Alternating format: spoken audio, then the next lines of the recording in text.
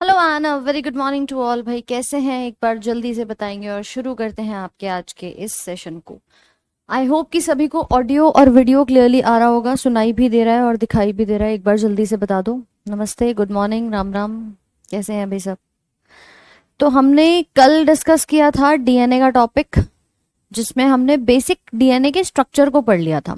किसी को भी अगर मन में कोई भी समस्या डीएनए में लग रही है तो एक बार सबसे पहले तो वो बता दें कि मैम डीएनए में हमें कोई प्रॉब्लम यहाँ पर लग रही है कि नहीं लग रही है। चलो भाई जल्दी से बताओ। All clear? डीएनए का स्ट्रक्चर सभी को क्लियर था? ठीक है, अगर क्लियर था तो उसके आगे के पोर्शन को शुरू करते हैं कि हमने डीएनए का बेसिक ये पढ़ लिया था कि भाई किस प्रकार से हमारा डीएनए आइडेंटिफाई किया गया और हमने किस प्रकार से इस डीएनए की उपस्थिति को देखा कि ये न्यूक्लियस में भी होता है और ये माइटोकॉन्ड्रिया में भी होता है। ठीक है। अच्छा अच्छा, एक बात जानना चाहूंगी, सभी को पीडीएफ मिल गई है? आपने चेक किया या नहीं किया? क्योंकि सारी पीडीएफ अपलोड हो गई हैं और इस वाली क्लास की जो कल क्लास हुई थी उसकी पीडीएफ अभी आपकी नहीं गई है, वो आपकी आज पहुंच जाएगी। ठीक है, कल की क्लास से पहले की सारी पीडीएफ आप लोग को मिल चुकी हैं? जल्दी से बता दो मुझे एक बार। हाँ, क्योंकि बाकी की पीछे सारी अपलोड हो चुकी हैं और ये वाली जो कल आपकी क्लास हुई थी वो आपको आज मिल जाएगी सेशन के बाद में। ठीक है, तो मैम हमने डीएनए के बारे में बात की थी। ओके, अब मैं एक बात और यहाँ बताना चाहूंगी कि देखिए कल है संडे और आप लोग को लग रहा होगा कि मैम कल तो सेशन होगा नहीं, है ना, कल का क्या मतलब है। तो कल संडे को हम अपनी एक स्पेशल क्लास रखेंगे जो कि सुबह 10 बजे से आपकी होगी। ठीक है, 10 AM उसका टाइमिंग है। सुबह 10 बजे कल आपकी क्लास होगी, संडे है और कम से कम ये क्लास आपकी थोड़ी लंबी होगी, 2 से ढाई घंटे की क्लास आपकी ये रहने वाली है। ठीक है भाई, तो एक बार मुझे बता दो, इसमें तो किसी को कोई प्रॉब्लम नहीं है कि कल संडे में कोई प्लान लाइन मत बनाना कि मैम अब पढ़ाई का टाइम है, एग्जाम आने वाला है, तो 2 ढाई घंटे लगभग आप अपने लेके चलिएगा कि 10 से 12 साढ़े 12 तक की आपकी क्लास जो है वो चलने वाली है। टाइमिंग सेम है, सुबह के 10 बजे का। ठीक है, चलो सीलोमेट में तो आर्थ्रोपोडा, मुलस्का, एक आयनोडर्मेटा, ये सभी आते हैं, मतलब उसके आगे के सारे सीलोमेट्स ही होते हैं। प्रैक्टिस शीट चैप्टर खत्म हो जाने दो, प्लांट किंगडम वगैरह ये सारा उसके बाद हो जाएगा। चलो भाई कोई बात नहीं। ठीक है, तो आगे बढ़ते हैं कि मैम हमने डीएनए की बात तो कर ली थी, लेकिन अब हमें ये जानना है कि ये जो डीएनए होता है, देखो आप ये तो समझ गए ना कि मैम डीएनए एक लंबा सा धागा है। ठीक, डीएनए के अंदर सबसे छोटा भाग क्या होगा? तो आपने बोला कि मैम इसके पास पाया जाता है एक न्यूक्लियोटाइड। हमने कहा था डीएनए किससे मिलकर बना है? नाइट्रोजन के बेस से, शुगर से, फॉस्फेट से। इन दोनों के बीच में ग्लाइकोसिडिक बॉन्ड बताया था और इन टोटल इन तीनों के बीच में देखूंगी तो फॉस्फोडाई ईस्टर बंधन मौजूद होता है। ठीक है, अब अगर हम बात करें कि आखिर ये डीएनए दिखता कैसा है, आपने कहा कि मैम ये ना डबल हेलिक्स जैसा दिखाई देता है, कुछ ऐसे मुड़ा हुआ सा। लेकिन अगर मान लीजिए इसके स्ट्रक्चर को मैं और जानना चाहूँ कि इसमें और क्या क्या चीजें पाई जाती हैं, ठीक है, तो पहले हम उसको डिस्कस यहाँ पे कर लेते हैं। अब पढ़ ले थोड़ी देर कॉमन सेक्शन में, है ना, इधर उधर की बातें छोड़ दो। तो अगर मैंने इस स्ट्रक्चर को देखा, मैंने कहा यार ये ना थोड़ा समझ में नहीं आ रहा है, इसको एक काम करते हैं, थोड़ा ओपन कर देते हैं। ओपन कैसे? आपने कहा यहाँ पे ना मैं जो कॉइल बन करके आ रही है इसमें एक कट लगा देता हूँ, और कट लगाओगे तो ये स्ट्रैंड अलग हो जाएगा, ये अलग हो जाएगा, ऐसा ही तो कुछ होगा। मतलब कहीं ना कहीं इनकी शुरुआत भी कैसे हुई होगी? इनकी शुरुआत भी कुछ इस प्रकार से हुई होगी कि ये दो अलग अलग क्या थे, स्ट्रैंड से, और ये आपस में क्या होने शुरू हो गए? कॉइल होने शुरू हो गए, ऐसे ही तो हुई होगी। तो मैम इसके अंदर पाया क्या जाता है? डीएनए की बेसिक इकाई को हम जीन का नाम देते हैं कि आखिरकार आप जो बात करते हो आनुवंशिकी की, कि भाई कोई भी पीढ़ी दर पीढ़ी सूचना हमारी ट्रांसमिट हो रही है, वो किसके रूप में होती है? वो होती है एक सबसे छोटे पार्ट जिसको हम जीन का नाम देते हैं। अब ये जो जीन्स होते हैं ना, ये पाए जाते हैं हमारे जोड़े में। कैसे पाए जाते हैं? जोड़े में पाए जाते हैं, और इस प्रकार से ये आपके डीएनए के ऊपर उपस्थित होते हैं। मतलब अगर आप देखेंगे तो ये क्या है? ये दो जोड़ी आपको जीन्स दिखाई दे रहे हैं कि भाई देखो मैम, एक ये रहा, ये रहा, ये क्या है? जीन पेयर आप यहाँ पर कह सकते हो। बोलो समझ में आ रहा है कि नहीं आ रहा? भाई जल्दी से बताओ कि मैम सूचना आई, डीएनए लेकर आया, लेकिन डीएनए के अंदर ऐसा क्या था जिसकी वजह से ये इन्फॉर्मेशन मेरे अंदर आई है? बताइए एक बार। कोडॉन आगे पढ़ेंगे, अभी इसमें कोड होता है, पढ़ेंगे आगे अभी। सोनू बिल्कुल टाइमिंग चेंज कर दीजिए कल की क्लास। अच्छा,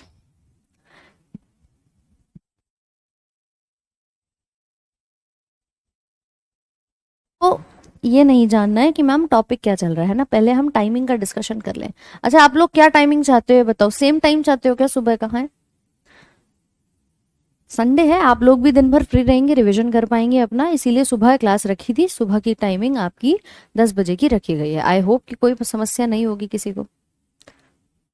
हाँ अमितेश, आज लास्ट के 10 मिनट में डाउट्स करेंगे। अब आता है कि मैम जीन क्या है। जीन एक बेसिक यूनिट कही जाती है, जैसे पूरे शरीर की छोटी इकाई सेल होती है, ऐसे ही आपके पूरे जो हम बात करते हैं डीएनए की, उसकी सबसे छोटी इकाई आपकी, जी हाँ, क्या रखी जाती है यहाँ पर, जीन रखी जाती है। जीन फैक्टर्स होते हैं, जीन को कहा जाता है कि इन्हीं के अंदर हमारी सूचना जो है वो उपस्थित होती है, और वो डीएनए के साथ मिलकर के पीढ़ी दर पीढ़ी लोगों के अंदर ट्रांसमिट होती रहती है। ठीक है, चलो भाई, किसी को 10 चाहिए, किसी को 7 चाहिए। चलो एक बार देख लेंगे और उसके बाद शेड्यूल आपका लग जाएगा। वैसे 10 बजे ही क्लास रहेगी, ठीक है ना। एक बार रात को सोने से पहले शेड्यूल जरूर चेक कर लेना कि क्लास जो है उसका टाइमिंग क्या है। तो ये है हमारे पास जीन। अब थोड़ी देर के लिए इधर ध्यान दे लो, ये जीन है। यही चीज आगे जाकर के क्या होगी, आपकी इस प्रकार से कॉइलिंग होनी शुरू हो जाएगी। लेकिन जैसे ये कॉइल हो रही थी ना, तो इसको रास्ते में मिलता है एक गोल गोल सा प्रोटीन जिसका नाम है हिस्टोन प्रोटीन। यानी कि ये हमारा एक प्रोटीन बीच में रास्ते में मिल जाता है इस डीएनए को, और फिर क्या होता है कि ये डीएनए का धागा जो जा रहा होता है इस गोल प्रोटीन के ऊपर लिपट जाता है। यानी कि मैडम ऐसा कैसे, भाई सिंपल है, हमारे पास यहाँ पर एक डीएनए का धागा जा रहा है, और इसको रास्ते में अगर मान लीजिए कोई इस प्रकार का प्रोटीन मिल जाता है, तो डीएनए उसके साथ बाइंडिंग कर लेता है। क्योंकि डीएनए छोटा नहीं है, ये बहुत लंबा, आपको एक स्ट्रैंड नजर आएगा जिसको अपने कॉइलिंग करते हुए अपने स्ट्रक्चर को बनाना होता है। तो ये जाकर के, ये जो डीएनए आप देख रहे हो, ये जाकर के किससे बंध जाएगा, हिस्टोन नामक प्रोटीन से। डीएनए के ऊपर चार्ज कैसा है मैम, नेगेटिव। हिस्टोन के ऊपर चार्ज कैसा है, पॉजिटिव। ध्यान रखना, प्रश्न आ चुका है इसके ऊपर भी कि डीएनए और हिस्टोन के ऊपर चार्ज या आवेश कैसा पाया जाता है, तो आप बताएंगे नेगेटिव और पॉजिटिव पाए जाते हैं। जब इनकी इस प्रकार की कॉइलिंग बढ़ती जाती है, रास्ते में कई सारे हिस्टोन इनको मिलते जाते हैं, तो ये एक स्ट्रक्चर बनाते हैं जिसको कहते हैं क्रोमोसोम, यानी गुणसूत्र। बोलो बात समझ आ रही है कि नहीं आ रही है, फटाफट से बताओ एक बार। टाइमिंग मैं भी सेशन के लास्ट में डिस्कस कर लूंगी, पहले इधर आ जाओ, ध्यान दे लो कि मैम ये पार्ट जो है हमारा वो कैसे बना। वो ऐसे बना कि देखिए जरा, इस डायग्राम को देखो भाई ध्यान से। ये आपके पास क्या है, ये डीएनए का एक ग्रीन कलर का देखो धागा है, जो कि इस पूरे गोल गोल प्रोटीन जिसका नाम है हिस्टोन प्रोटीन, इस पर लिपटा हुआ है और कंटिन्यूअसली ऐसे ही यहाँ पर लगा रहता है। इसके बंधने से आगे जाकर एक स्ट्रक्चर बनेगा जिसको हम गुणसूत्र का नाम देते हैं। कि ये कॉइलिंग अपनी क्या करता है, इस प्रकार से, ये देख रहे हो ये धागा आ रहा है, ये आ रहा है, और ये बीच में हमारा हिस्टोन नामक प्रोटीन है।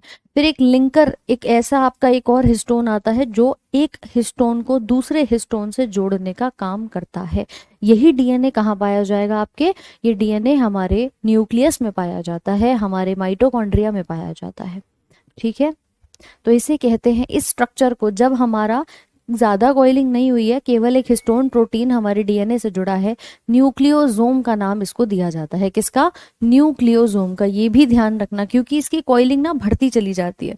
देखो जरा इस प्रकार से कि मैम शुरुआत में डीएनए आ रहा था, इसके अंदर जीन्स थे, ठीक है, अच्छी बात है। ये डीएनए आया आया आया इस प्रकार से, यहाँ पर ये इसको हिस्टोन मिल गया, हिस्टोन के साथ ये लिपट गया, और लिपटने के बाद धीरे धीरे करके इसकी कॉइलिंग और ज्यादा बढ़ती गई, और एट द एंड इसने क्या बना लिया, ये गुणसूत्र बना लिया। इस अवस्था पर जब ये बनता है तो इसको न्यूक्लियोसोम का नाम हमने यहाँ पर दिया है। कॉइलिंग क्या होता है, कॉइलिंग मतलब कुंडलित अवस्था में। ठीक है, हम जैसे बात करें कि मान लीजिए हमारे पास कोई डिवाइस है, उसके ऊपर आकर के कोई धागा लिपटता हुआ चला जा रहा है, तो इसको आप गुणसूत्र की या धागे की कॉइलिंग का नाम यहाँ पर देंगे। अच्छा ठीक है मनीष, चलो कोई बात नहीं, उसको आगे डिस्कस कर लेंगे। कौन से ऑर्गेनिज्म में प्रेजेंट होता है, अरे ये कॉमन है, सबके अंदर होता है। मतलब हम अगर अपनी बात करेंगे, हमारे अंदर भी डीएनए है, आपके अंदर भी डीएनए है, प्लांट्स में भी डीएनए है, एनिमल्स में भी डीएनए है। तो जिसके अंदर डीएनए है उसके अंदर ये कॉइलिंग है। हमारे हर किसी व्यक्ति के अंदर 26 ये 23 जोड़ी गुणसूत्र सुने हैं आपने कि मैम 23 पेयर्स हमारे किसके होते हैं, गुणसूत्रों के होते हैं। तो वो गुणसूत्र कहाँ से आते हैं, वो यहीं से तो दिखाई देते हैं आपको। ठीक है, वो गुणसूत्र यही वाला क्रोमोसोम है। ये एक स्ट्रक्चर आपको दिखेगा कुछ इस प्रकार से, ठीक है, या फिर या तो ये स्ट्रक्चर दिखाई देगा या फिर आपको दिखेगा कुछ इस प्रकार से बना हुआ। ये इसकी ऊपर की दो शॉर्ट आर्म, ये नीचे की दो आर्म्स अलग। तो मतलब इस प्रकार से ये स्ट्रक्चर, इसी को हम गुणसूत्र कहते हैं। अब आपसे अगर कोई पूछे कि भैया गुणसूत्र क्या है, तो आप बताएंगे कि डीएनए हिस्टोन मिलकर के कुंडलित अवस्था में आ रहे थे, गुणसूत्र बना लिया। और अगर हम देखेंगे तो हमारे शरीर में इस प्रकार का गुणसूत्र जो दिख रहा है, ये टोटल जोड़ी में, सब कुछ जोड़ी में है, देखो सबकी प्रॉपर डबल पेयरिंग हो रखी है, ठीक है। तो ये गुणसूत्र जो होते हैं वो हमारे शरीर में जोड़ी में पाए जाते हैं। कुल मिलाकर के 23 जोड़ी उपस्थित होती है। 23 जोड़ी यानी कि मैम पहले दूसरे से लेकर के 23 तक सबके सब जोड़ी में होंगे। इन गुणसूत्रों का काम होता है कि माता और पिता से कई बार आप देखते हो कि कुछ गुण हमारे अंदर आते हैं, तो गुणों को लेकर आने वाला सूत्र गुणसूत्र कहलाता है। और इसी गुणसूत्र की छोटी इकाई क्या कहेगी, डीएनए या जीन कही जाती है। गुणसूत्र का मतलब क्रोमोसोम होता है, बोलो समझे कि नहीं। यही है गुणसूत्र या फिर क्रोमोसोम। तो मैं इसका एक सिंपल सा डायग्राम बनाना चाहती थी कि ठीक है मैडम, सबसे छोटा आपने कहा जीन है।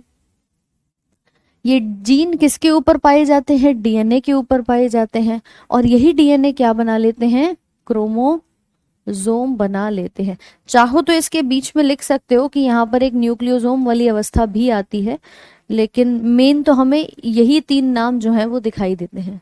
ये अवस्था सिंपल, जब हमारा ये डीएनए किससे जुड़ जाता है, प्रोटीन से जुड़ जाता है। प्रोटीन का नाम क्या है, हिस्टोन, ठीक है। तो इसने बनाया न्यूक्लियोसोम और अल्टीमेटली उसने क्या बना दिया, क्रोमोसोम, जिसको हम गुणसूत्र कहते हैं। बोलिए समझ में आया कि नहीं आया। ये पूरा सिंपल, ह्यूमन में यही होता है। हाँ हाँ, ह्यूमन में यही होता है, एनिमल्स में यही होता है। जिसके अंदर डीएनए होगा उसके अंदर डीएनए डेफिनेटली गुणसूत्रों को यहाँ पर बना रहा होगा, क्योंकि डीएनए जैसे ही जुड़ता है इस हिस्टोन नामक प्रोटीन से, तो हम उसे न्यूक्लियोसोम का नाम देते हैं। और फिर उसके बाद ये आपका और ज्यादा कॉइलिंग होती जाती है, देन हम इसे गुणसूत्र कहते हैं। मानव के अंदर 23 पेयर, अब 23 पेयर मतलब 23 जोड़ी, यानी कि संख्या कितनी हो गई, 46 ये गुणसूत्र होते हैं। जिसमें से अब देखो गुणों को ला रहा है, तो 22 जोड़ी जो आपकी पाई जाती है, इन्हें हम नाम देते हैं हमारे ऑटोजोम। क्या नाम देते हैं, ऑटोजोम। ये ऑटोजोम किसके लिए आएंगे, ये दैहिक गुणसूत्र हैं हमारे शरीर में। कई बार आप देखते हो कि जिस बच्चे की हम बात करें कि बच्चा पैदा हुआ है, बड़े होते होते उसकी हाइट, जितने उसके पापा की हाइट छोटी थी, बच्चे की भी हाइट उतनी ही छोटी रह गई, कि बच्चा भी ज्यादा लंबा नहीं हुआ, बच्चा उतना लंबा हो गया जितना पापा की हाइट देखी जा रही थी। मतलब जो गुण आपको पेरेंट्स से दिखाई दे रहे हैं वो आते हैं इसके थ्रू, देह वाले, शरीर वाले, कि उसकी हाइट दिख रही है, उसकी आवाज दिख रही है, ठीक है, मम्मी पापा से मिलते हुए शक्ल मिलती हुई नजर आ रही है, फेशियल फीचर्स नजर आ रहे हैं। कई बार आपने भी ये चीज देखी होगी कि मैम, हम एक दूसरे की भी अगर बात करें तो भाई आमतौर पे आपकी शक्ल आपके माता पिता से कहीं ना कहीं मिलती है। कुछ ना कुछ ऐसी गतिविधियां होती हैं जो आप समान देख पाते हो कि भाई पिताजी पढ़ने में इंटेलिजेंट थे, माताजी भी इंटेलिजेंट थी, है ना, बहुत ज्यादा पढ़ती थी, तो बच्चा भी ऐसे ही है, बहुत ज्यादा पढ़ाकू पैदा हुआ है। कहते हैं कि नहीं कहते ऐसे, right. Vishwajit, actually gene is the basic unit, और यहाँ पर डीएनए है जिसको हम यहाँ पर मानते हैं कि डीएनए के अंदर जीन होते हैं। तो DNA is the basic genetics की जो हम यूनिट देखते हैं, वो तो कॉइलिंग होकर के एक फाइनल स्ट्रक्चर बना लेता है जिसको हम क्रोमोसोम का नाम देते हैं, राइट। तो अल्टीमेटली आ तो देखो क्रोमोसोम में ही रहा है, लेकिन हम तो जिस लेवल पे बात करेंगे उस तरह का आंसर हमारा हो जाएगा, ठीक है। तो इस प्रकार से चीजें देखने को मिल जाती हैं। तो ये 22 जोड़ी किसके लिए जिम्मेदार हैं, तुम्हारे जो शरीर के फीचर्स हैं। अच्छा, एक जोड़ी जो बच गई वो किसके लिए जिम्मेदार होगी, वो एक जोड़ी आती है आपके एलोजोम के नाम से। एलोजोम मतलब होता है जो हमारे सेक्स क्रोमोसोम्स होते हैं, जो बताते हैं कि बच्चे का लिंग यहाँ पर क्या होगा। ये करते हैं लिंग निर्धारण, ठीक है। यानी कि ये बताते हैं, एक जोड़ी है ना ये वाली, तो वो बताती है कि देखो एक्स एक्स है या एक्स वाई है। एक्स एक्स का मतलब लड़की पैदा हो रही है, और एक्स वाई का मतलब लड़का पैदा हो रहा है, ये लड़की है ये लड़का है, ये चीजें हम यहाँ पर बता सकते हैं। तो ये भी हमारा माता और पिता से ही आता है कि पिता का कौन सा क्रोमोसोम फर्टिलाइज कर रहा है, जिसके माध्यम से हम देख सकते हैं। डीएनए टेस्ट क्या होता है पढ़ेंगे आगे, सुनो रुक जाओ। बोलो भाई समझ में आया कि नहीं आया? तो ऑटोसोम दैहिक गुणसूत्र होते हैं, देह को संबंधित, ये आपको दिखाई देते हैं, जो हमारे शरीर के लिए होते हैं, जिन्हें हम सोमैटिक भी यहाँ पर नाम देते हैं। तो ये ऑटोसोम के नीचे आप लिख सकते हो दैहिक गुणसूत्र, ठीक है। और ये सेक्स क्रोमोसोम्स एलोसोम होते हैं, ये लिंग निर्धारण कराते हैं। करेक्ट, लिख लो अब इसको एक बार फटाफट से, क्योंकि हमारी ये है बेसिक यूनिट, ये है आपकी मुख्य इकाई, जिसको हमने क्या नाम दिया? जीन का नाम दिया। इससे बन जाएगा ये डीएनए, इसमें हिस्टोन प्रोटीन जुड़ जाता है, तो ये बना लेते हैं हमारे एट द एंड गुणसूत्रों को।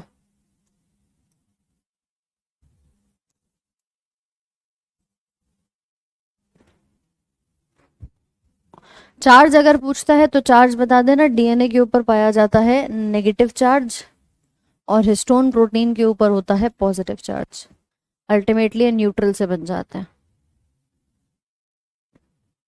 जीन डीएनए से पहले आता है, फिर वही बात, अरे डीएनए के अंदर ही तो जीन होते हैं, डीएनए का जो धागा है उसी के अंदर तो तुम्हें जोड़ी का जीन दिखाई देगा। तो छोटी इकाई जीन है, और वही आगे जा करके डीएनए के अंदर जीन पाए जाते हैं, ये समझ के चलना। और डीएनए कॉइलिंग करेगा, आगे जाके प्रोटीन से बंधेगा, तो एक बढ़िया सी कुंडलित अवस्था बनाता है, जिसको हम गुणसूत्र कहते हैं।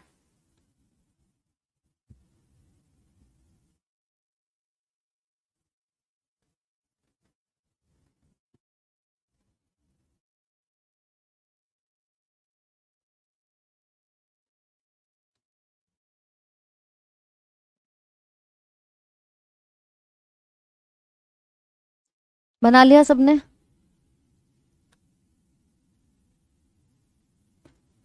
मैम ग्रैंड पेरेंट्स का डीएनए भी हमें ट्रांसफर होता है क्या?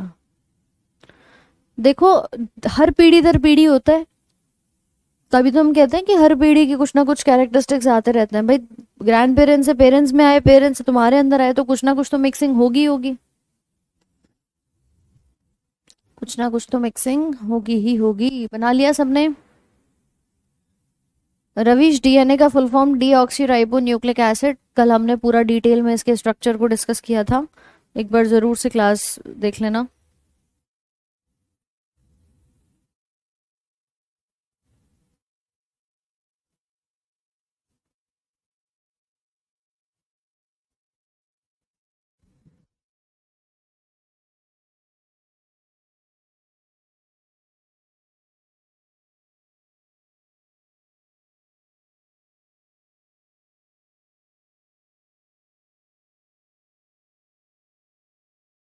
चलो, लाइफ की बेसिक यूनिट सेल होती है, ये तो हमारे डीएनए के अंदर उपस्थित होते हैं, ठीक है, ये हमारे डीएनए के अंदर उपस्थित दिखाई देते हैं।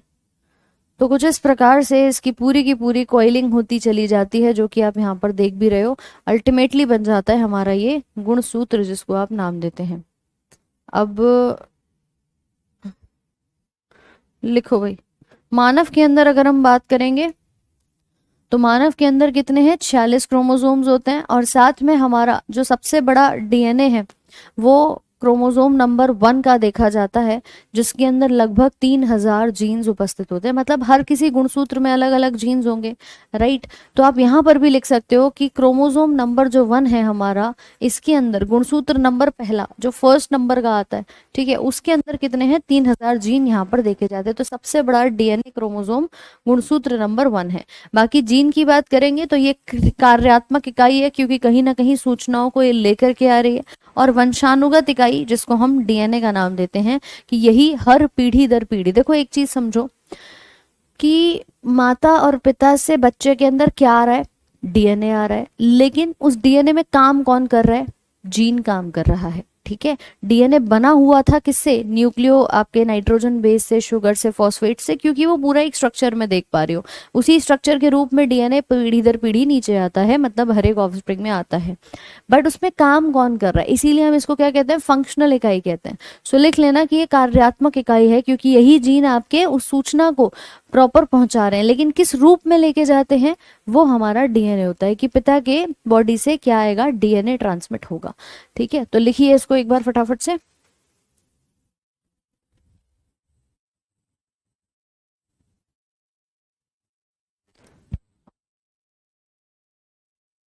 बिल्कुल आरती, माता और पिता के ही ब्लड ग्रुप से बच्चे का ब्लड ग्रुप निर्धारित होता है, मोस्ट प्रोबेबली उसी से देखा जाता है। इस टॉपिक से क्वेश्चंस डेफिनेटली आते हैं।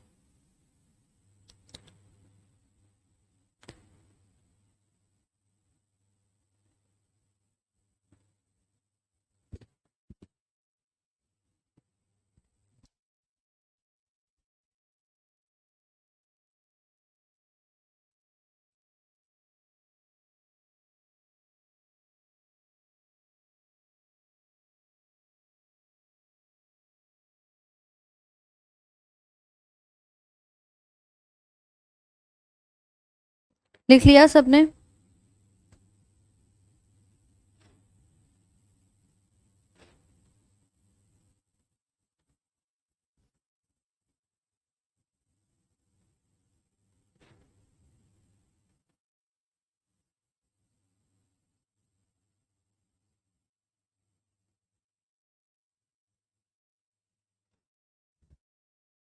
आरती, आप टेलीग्राम पे ज्वाइन कर सकते हो, राधिका मैम साइंस के नाम से आपको टेलीग्राम का जो ग्रुप है वो मिल जाएगा।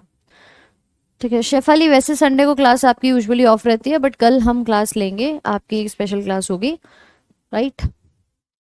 चलिए नेक्स्ट बात करते हैं कि अब ये जो डीएनए है ये आगे जा करके कैसे कैसे काम करेगा। एक सेकेंड रुको जरा, एक लाइन यहाँ पर लिखना कि डीएनए की पैकिंग कैसे होती है। तो आप यहाँ पर बता सकते हो कि हिस्टोन प्रोटीन के साथ कुंडलित विधि में पैक किए गए 46 गुणसूत्रों में डीएनए के 3 मिलियन न्यूक्लियोटाइड के साथ ये पाए जाते हैं। ठीक है, तो इसके अंदर न्यूक्लियोटाइड्स कितने हैं, अप्रोक्सीमेटली आप बताएंगे 3 बिलियन, क्योंकि एक डीएनए को हमने क्या कहा था, पॉली न्यूक्लियोटाइड, कि भाई एक डीएनए की चेन हमारी कैसे बन रही है, पॉलीन्यूक्लियोटाइड, मतलब बहुत सारे न्यूक्लियोटाइड्स है, तो अप्रोक्सीमेटली 3 बिलियन न्यूक्लियोटाइड्स होते हैं, जो कुल मिलाकर तुम्हारे 46 के 46 गुणसूत्रों के साथ पैकिंग कराते हैं यहाँ पे। तो इस पॉइंट को जल्दी से एक बार नोट कर लेना।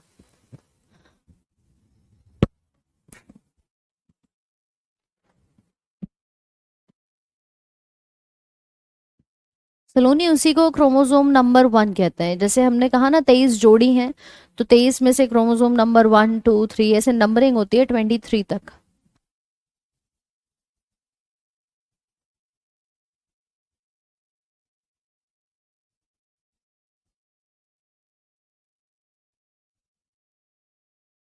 ये जो पूरा स्ट्रक्चर हम देख रहे हैं ना, वो डीएनए का दिखाई देता है यूकैरियोट्स के अंदर। यूकैरियोट्स मतलब वो सभी कोशिकाएं जिसमें बैक्टीरिया जो है वो नहीं है, यानी केवल एक बैक्टीरिया को छोड़कर आपको जो भी दिखेगा, अमीबा हो, प्लाज्मोडियम हो, प्लांट हो, एनिमल हो, कोई भी कैसा भी जानवर दिख रहा हो, फंगस हो, उन सभी के अंदर सबको हम यूकैरियोट्स में रखते हैं, जिनका सेल बढ़िया से डेवलप हो चुका है।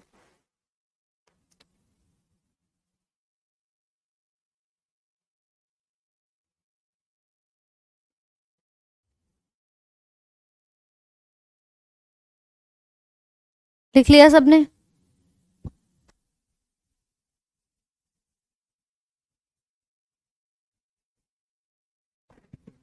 चलिए, तो अब आते हैं इस कहानी पर कि ये डीएनए बन तो गया, अब ये करेगा क्या।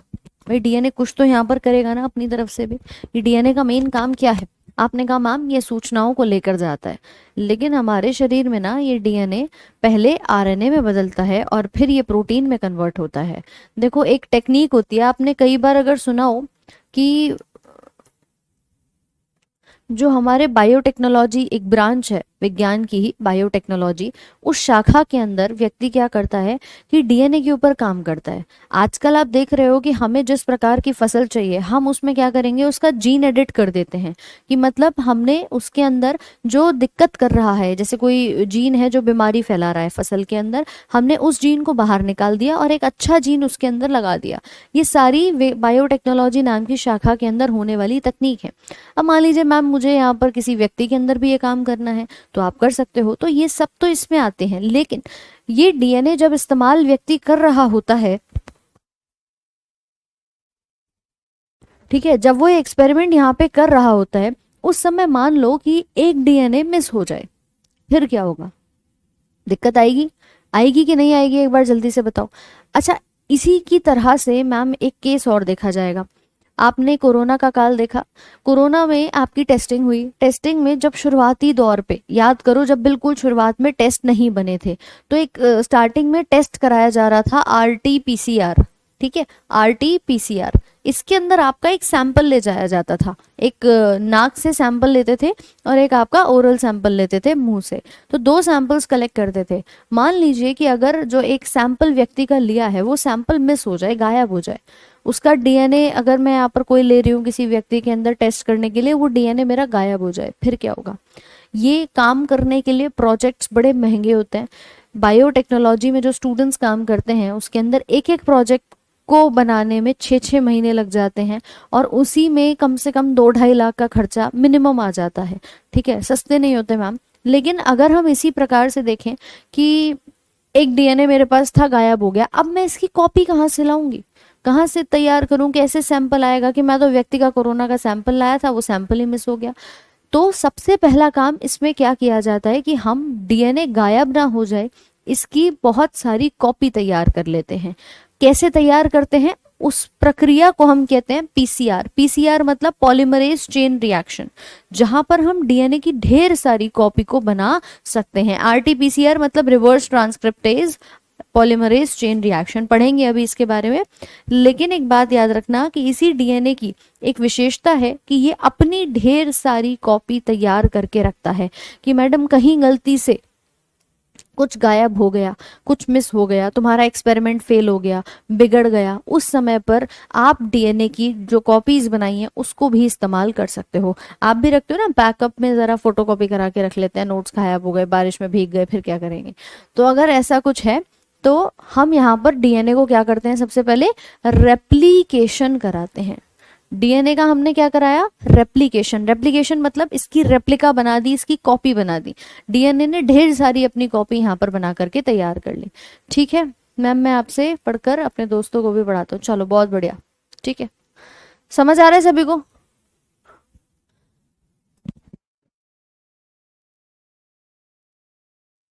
तो इसी प्रक्रिया में जब ये डीएनए अपनी कॉपी तैयार कर लेता है, फिर ये आगे जाकर के क्या बनाता है? ये बनाता है आरएनए। क्या बनाता है? आरएनए। और उसके बाद यही आरएनए आपका क्या बनाता है? प्रोटीन बनाता है। ये कहानी हमेशा इसी डायरेक्शन में चलती है कि देखिए डीएनए आरएनए बनाएगा, आरएनए से फिर प्रोटीन यहाँ पर बन जाएगा, ठीक है। तब जब डीएनए अपनी स्वयं की ओन कॉपी तैयार कर रहा है, इसको हम लिखते हैं ओन कॉपी, अपनी ही कॉपी बनाता है, तो हम इसे रेप्लिकेशन कहते हैं, स्टेप नंबर पहला। फिर उसके बाद जब ये डीएनए आरएनए को बना रहा होगा तो स्टेप नंबर दूसरा आता है, जिसको हम नाम देते हैं ट्रांसक्रिप्शन। क्या नाम देते हैं भाई? ट्रांसक्रिप्शन। इस वाले प्रोसेस को जब डीएनए से क्या बन रहा है? आपका आरएनए बन रहा है। और तीसरा चरण जब हमारे आरएनए से प्रोटीन बनता है, तब हम इसे नाम देते हैं ट्रांसलेशन। क्या नाम देते हैं? ट्रांसलेशन नाम देते हैं। ये कहानी एज इट इज चलती रहती है, ठीक है आपने, हाँ, ये कहानी एज इट इज चलती रहती है। क्यों? क्योंकि मैडम हमेशा लगभग हर एक केस के अंदर हम क्या देखते हैं कि हमारे शरीर में डीएनए ही बनता है और डीएनए से बढ़कर के आगे हमारा ये आरएनए बनकर के तैयार हो जाता है। यानी कि this stage is in single direction, एक ही दिशा में ये पूरा का पूरा स्टेप मूव ऑन करता है। डीएनए हमेशा आरएनए बनाएगा और आरएनए हमेशा प्रोटीन को बनाता है। लेकिन बायोलॉजी पढ़ रहे हैं, एक्सेप्शन ना हो, क्या ऐसा हो सकता है? हाँ भाई, क्या ऐसा हो सकता है कि मैम बायो पढ़ रहे हैं और एक्सेप्शन ना हो? एक एक्सेप्शन यहाँ पर भी होता है। क्या होता है कि ये कहानी तो हमेशा सीधे चलती है, इसको हम नाम देते हैं प्रोसेस को सेंट्रल डोगमा। इस प्रक्रिया को नाम दिया जाता है सेंट्रल डोगमा। लेकिन एक बीमारी है जिसको हम एड्स की बीमारी कहते हैं, एक बीमारी है जिसको हम HIV एड्स कहते हैं। उस बीमारी में मैम हमारे पास डीएनए से आरएनए नहीं, आरएनए से उल्टा डीएनए बनता है। यानी कि एड्स की जो समस्या होती है इन एड्स, ये जो आरएनए है ये क्या बनाता है, पीछे जाकर के डीएनए तैयार करता है। फिर ये डीएनए वापस से आरएनए बनाएगा और फिर आगे जाकर के इसके प्रोटीन बनने शुरू हो जाते हैं। यानी कि यहाँ पर क्या हुआ, आरएनए से उल्टा डीएनए बना। इस क्रिया को हमने क्या नाम दिया यहाँ पर, इसी क्रिया को नाम देते हैं रिवर्स ट्रांसक्रिप्शन। वही एक सिंपल सी बात बताओ, चीजें रिवर्स हो रही है कि नहीं हो रही। ये ट्रांसक्रिप्शन था जब डीएनए से आरएनए बन रहा था, तो जब रिवर्स होगा तो मैंने उसमें लिख दिया रिवर्स ट्रांसक्रिप्शन। क्या ये गलत है? हाँ भाई, अभी हिंदी में इंग्लिश में सब में लिखवा दूंगी, पहले बताओ एक बार जल्दी से, क्या ये कहानी गलत है अगर मैं इसको रिवर्स ट्रांसक्रिप्शन लिखती हूँ तो? क्विकली फटाफट से एक बार कमेंट सेक्शन में बताइए, क्या ये कहानी गलत है? नहीं है। क्यों नहीं है? क्योंकि मैम ये सिंपली हमें इसी प्रकार से दिखाई देती है। ठीक है, ये कहानी हमेशा इसी प्रकार से आपको देखने को मिल जाती है। तो यहाँ पे जब प्रोटीन बनता है या जब आरएनए बनता है, ये दो प्रोसेसेस हमेशा सेम लेवल पर आपको दिखाई देते हैं।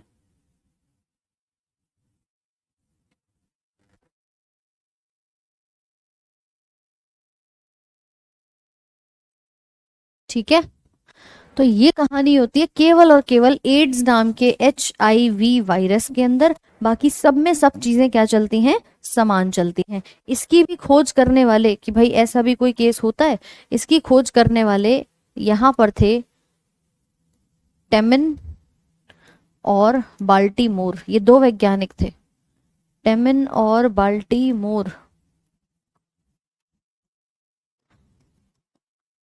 टेमिन व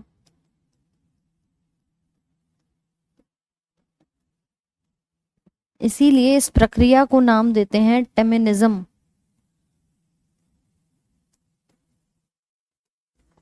क्योंकि टेमिन के नाम पर पड़ी, तो टेमिनिज्म का नाम इस प्रक्रिया को दिया जाता है। HIV human immuno deficiency virus है, विषाणु है, जिसके द्वारा ये रोग आपको देखने को मिलता है। तो ध्यान रखना, आरएनए से उल्टा डीएनए सिर्फ एक केस में बनता है, वरना हमेशा ये साइकिल सीधे चलती हुई नजर आती है। डीएनए डायरेक्ट प्रोटीन कैसे बना लेगा है?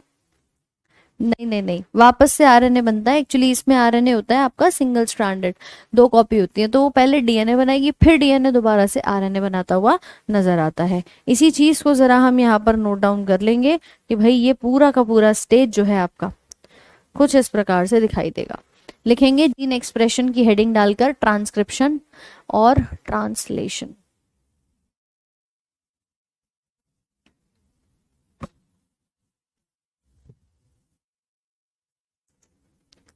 अगर वो बनाना चाहते हो तो पहले उसको बना लो, फिर उसके बाद कर लेंगे। ठीक है, इसको बना लीजिए, कोई बात नहीं।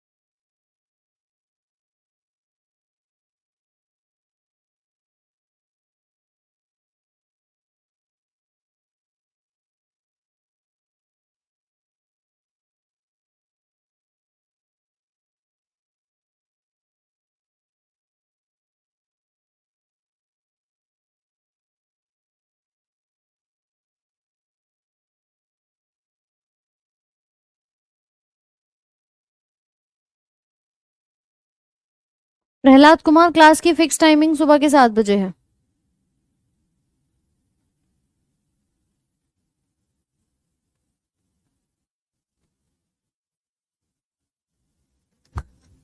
चलो, तो यही कहानी है कि यहाँ पर एक एक करके आपकी जो अलग अलग कॉपीज हैं वो बन करके तैयार हो जाती हैं। ये ट्रांसक्रिप्शन कहलाता है और आपका ट्रांसलेशन यहाँ पर हम इसको कहते हैं। ठीक है, ये आपका ट्रांसलेशन के तौर पे जाना जाता है। तो केवल एक छोटी सी कहानी है कि मैम ये हमेशा सीधे चलता है, लेकिन ये आरएनए से डीएनए जो मैंने बनाया, मतलब डीएनए से आरएनए जो बनाया, ये कैसे होता है कि देखो डीएनए हमेशा कैसा होगा आपका, डबल स्ट्रैंडेड होगा। आपने कहा मैम ये हमेशा ऐसे दिखाई देता है। ठीक है भाई, ये था डीएनए, और इसके बाद यहाँ से जो बनता है ना वो केवल आपका इस प्रकार का आरएनए बनता है। कहने का मतलब कि ये जो आरएनए है ये सिर्फ एकल सूत्र वाला दिखाई देता है, मतलब इसमें सिर्फ एक ही स्ट्रैंड होगा, एक ही धागा आपको मिलकर के बनता हुआ नजर आ रहा होगा। यानी अगर मैं देखूं कि कुछ इस प्रकार से, देखो ये डीएनए है तुम्हारा, इस डीएनए से जब आरएनए बनेगा तो एक ही ये सिंगल कॉपी बन करके इसकी तैयार हो जाती है, और फिर यही हमारे प्रोटीन का निर्माण कराने में मददगार होता है। ये कहानी है सेंट्रल डोग्मा की। बोलिए समझ में आ रहा है कि नहीं, जल्दी से बताओ एक बार। इससे बन गया प्रोटीन। तो अब इसी कहानी को जरा हमने अपने अलग अलग अगर रूप में देखेंगे तो देखिए कुछ इस प्रकार से, ये हमारे पास डीएनए है, इसका रेप्लिकेशन हुआ, अपनी ही कॉपी बनाई, फिर इसने ट्रांसक्रिप्शन किया तो इसके दो जो धागे थे वो सिर्फ एक में रह गए, और उसके बाद ये कुंडलित अवस्था हमारी प्रोटीन के यहाँ पर नजर आएगी। लेकिन यहाँ पर जो हमारा आरएनए होता है या डीएनए होता है, इसके ऊपर लगे होते हैं कुछ कोड। क्या लगे होते हैं? कुछ कोड यहाँ पर लगे होते हैं जिसको हम कोडॉन का नाम देते हैं।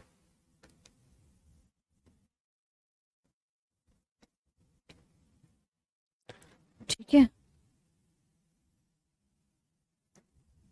ये आपने कहा कि ये डीएनए है, और वही हमने यूजुअल पढ़ा भी था कि डीएनए के अंदर 4 प्रकार के नाइट्रोजन के बेस होते हैं, ए, टी, सी और जी। यहाँ पर हो रही होती है ए की पेयरिंग टी के साथ, सी की पेयरिंग जी के साथ, कुछ ऐसा ही पढ़ा था। तो ये कोड जो है वो यहाँ पर लगे होते हैं, ए सी टी जी, किसी भी प्रकार से आप देखेंगे ए सी, और ये बन जाता है आपका टी जी टी जी। लेकिन इससे जब हमारे पास एक अकेला धागा बनकर आता है उसको हम आरएनए का नाम यहाँ पर देते हैं। क्या हुआ, कि क्या, क्यों, कैसे हो गया? यहाँ तक की कहानी समझ में आई कि नहीं आई, जल्दी से बताओ मुझे एक बार। अब इन्हीं नाइट्रोजन बेसिस के बनते हैं कोडॉन, जिनको आप 3-3 के सेट में देखते हो, मतलब लगभग हमारे 3-3 के जो कोड्स होते हैं वो बन करके तैयार हो जाते हैं। क्लियर हुआ कि नहीं यहाँ तक? जल्दी से एक बार एक थम्स अप का साइन शेयर करो। ठीक है, अब इसी में जो आरएनए बन रहा है ना, देखिए ये आरएनए भी अपने आप में कैसा होता है, 3 प्रकार का देखा जाता है। 3 प्रकार मतलब अगर हम बात करें, सबसे पहला आता है हमारे पास एक मैसेंजर आरएनए। मैसेंजर आरएनए होता है जो मैसेज को लेकर के आता है। आरएनए भी कितने प्रकार का है? 3 प्रकार का है। 3 प्रकार में से आपके सबसे पहला प्रकार है मैसेज को लाने वाला, कि मैम कोड को लेकर के आएगा, उस कोड को पढ़ के मैं बताऊंगा कि कौन सा प्रोटीन बन सकता है, तो उसे हम क्या नाम देते हैं? एमआरएनए या मैसेंजर आरएनए। आप बता सकते हैं कि यह कोडॉन के रूप में, कुछ 3-3 के सेट होते हैं जिन्हें हम कोडॉन कहते हैं। जैसे मैं लिख दूं AUG, GUC, CUA, ऐसे कई सारे कोडॉन बन जाते हैं। ठीक है, तो कोडॉन के रूप में डीएनए से कॉपी की गई जो आनुवांशिक जानकारी है उसको वहन करता है। साथ में यह राइबोसोम और जो हमारा एक तीसरा आरएनए होता है टीआरएनए, उसके कार्यवाही के माध्यम से हमारे अमीनो एसिड के संश्लेषण को कराता है, उसके गठन को निर्देश देता है। कुल मिलाकर के आप बात करेंगे, हमारे पास है आरएनए, देखो एक कहलाता है एमआरएनए, एक कहलाता है आरआरएनए, और एक कहलाता है टीआरएनए। एम का मतलब होता है मैसेंजर, जो मैसेज लेकर के आए। आर का मतलब है राइबोसोमल, और टी का मतलब होता है ट्रांसफर, जो ट्रांसफर करा दे। हमारे सेल के अंदर, ये हमारे पास एक सेल है, बीच में न्यूक्लियस है, यहाँ साइड में एक राइबोसोम पाए जाते हैं, बड़े छोटे से, मतलब पूरे सेल की सबसे छोटी जो हम यहाँ पे सेल ऑर्गेनेल या कोशिकांग देखते हैं उसमें आपको दिखाई देता है ये राइबोसोम। ये वाला जो राइबोसोम होता है ना, इसको कहते हैं प्रोटीन फैक्ट्री। इसी को कहा जाता है प्रोटीन की फैक्ट्री, और यहीं पर हमारे प्रोटीन बनते हैं। तो इसीलिए जो राइबोसोम हम बात कर रहे हैं ना कहीं आरएनए से प्रोटीन बनाएंगे, और वही चीज आपको यहाँ पर दिखाई दे रही है, राइट। तो इस प्रकार से हम पहला बात करेंगे मैसेंजर, जो मैसेज को लेकर के आएगा। नोट करिए इसके बारे में जल्दी से। चलो एक बार और पेज दिखाइए। अच्छा, वो आप एक बार ना, अभी मैं पीडीएफ अपलोड करा दूंगी, उससे आप लिख सकते हो।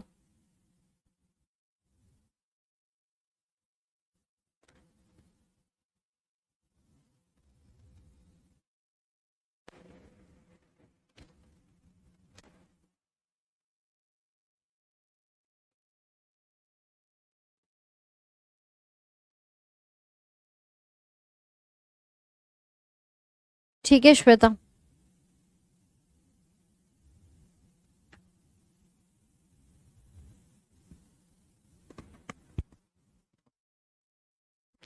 कोरोना के टीके अलग अलग बने थे आपके, भारत बायोटेक से और सीरम इंस्टीट्यूट ऑफ इंडिया से। किसी का कोवैक्सीन लगा है, किसी को कोविशील्ड लगा है।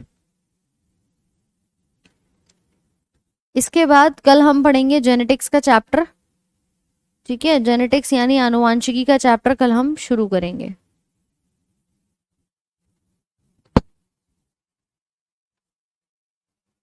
तो भाई यहां तक सारी चीजें क्लियर है।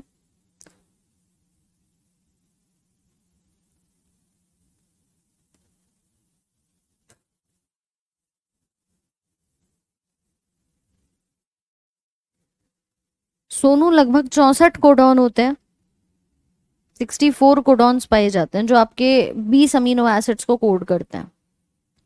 ये सब अभी तो मैं आगे भी बताऊंगी, अभी थोड़ा सा डिटेल में जब हम प्रोटीन्स पढ़ेंगे तो उसमें लिखेंगे। Reverse transcriptase polymerase chain reaction, Vishwajit, polymerase chain reaction कहा जाता है उसे। लिख लिया सभी ने?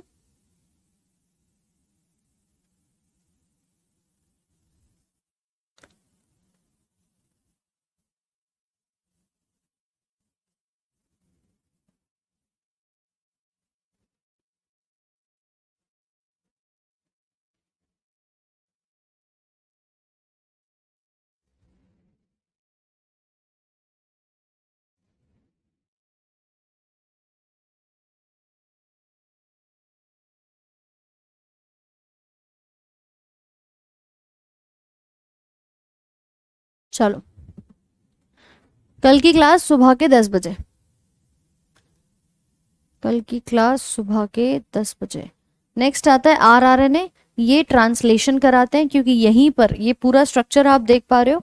एक आता है ऐसे मैसेज लेकर के, ये वाला जो धागा ये मैसेज लेके आएगा, यहाँ पर इसके मैसेज को पढ़ा जाएगा, और पढ़ने के बाद आगे आपके प्रोटीन्स को बना दिया जाएगा। तो ये रिस्पॉन्सिबल होते हैं प्रोटीन बनाने के, क्योंकि ये आपके अमीनो एसिड्स के ऑर्डर को जोड़ करके प्रोटीन का निर्माण करते हैं। ठीक है, तो लिखिए इसको, एक साथ जोड़ करके ये प्रोटीन बनाते हैं। वैक्सीन लेने से कोई प्रॉब्लम नहीं होगा। देखो जिसको होनी थी उसको हो चुकी,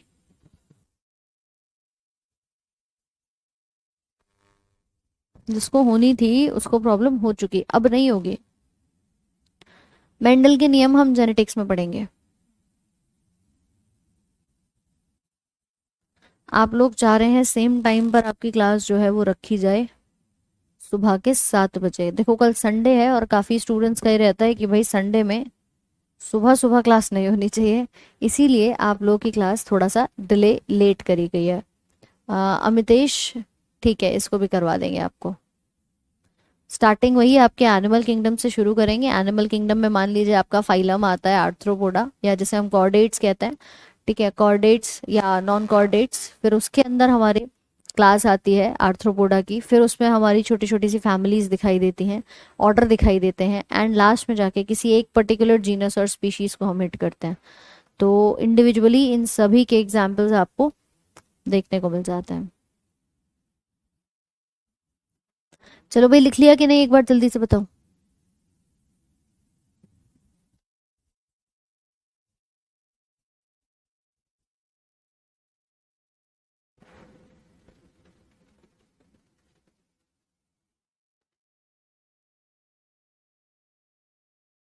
अच्छा पूजा, कोई बात नहीं।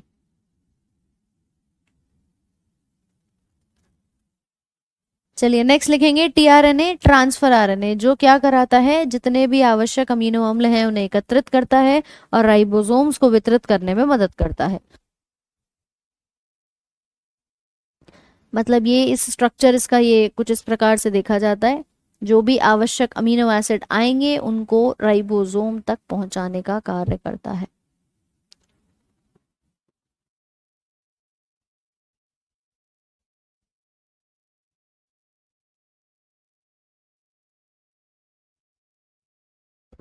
हाइपरटेंशन 180 बटा 120 नहीं होता, उस पर तो ऑर्गन फेलियर हो जाते हैं। ठीक है, और 120 बटा 180 कुछ नहीं होता। ठीक है, ध्यान रखना, जो नॉर्मल बीपी होता है वो 120 बटा 80 होता है, और अगर इससे बढ़ेगा तो हाइपरटेंशन कहते हैं 150 अपॉन 110 को। 150 बटे 110 होगा अप्रोक्सीमेटली इतना, तो हाइपरटेंशन है। मतलब 120 से बढ़ रहा है, 140 हो रहा है, 150 160 है, तो आप उसे हाइपरटेंशन कहोगे। ठीक है भाई, और किसी का कोई डाउट?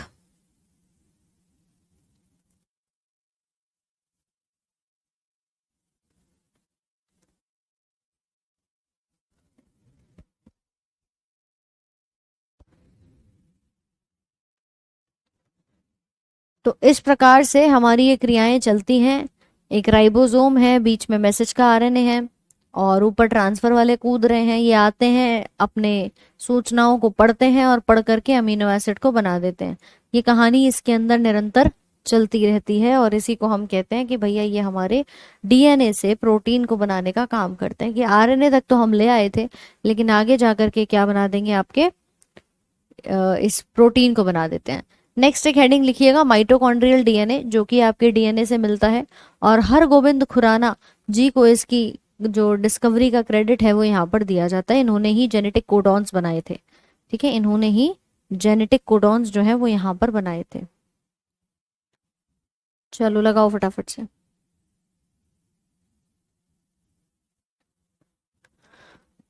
सबके कमेंट्स देख रही हूँ, रुचि कुमारी किसी को ब्लॉक नहीं किया हुआ है। ठीक है, बताओ रुचि क्या डाउट है?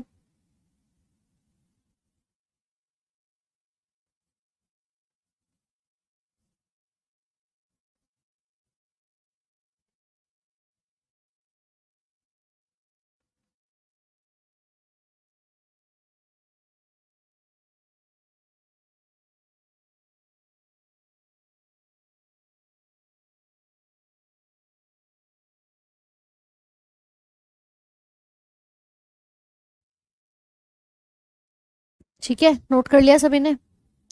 राइबोसोम प्रोटीन बनाने का काम करते हैं, ये सेल ऑर्गेनेल होते हैं।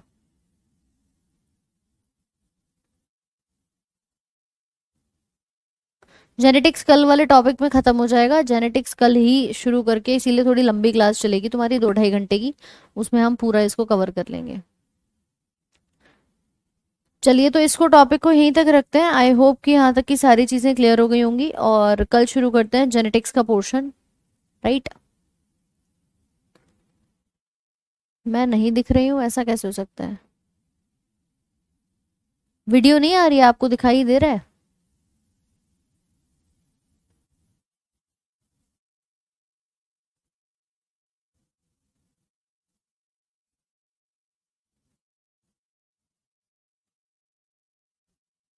चलो अभी सब ठीक है।